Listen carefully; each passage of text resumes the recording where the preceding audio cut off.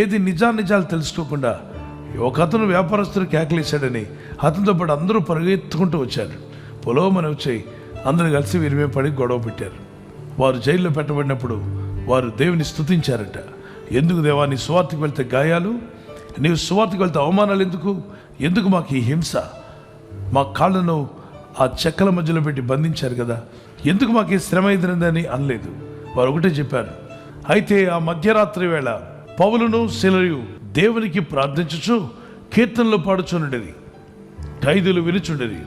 అప్పుడు అకస్మాత్తుగా మహాభూకంపం కలిగాను. చెరసాలలో పునాదులు అదిరిపోయాయి. వెంటనే తలుపులన్నీ తెరుచుకొనెను. అందరి బంధకములు ఊడెను. ప్రార్థించి స్తుతించినప్పుడు ఏం జరిగింది పిల్లరా? భూకంపం వచ్చింది, అంటే భూమి కంపించింది. రెండవది, చెరసాల పునాదులు అదిరినవు, పునాదులు కూడా అదిరిపోయాయి. మూడవది, తలుపులన్నీ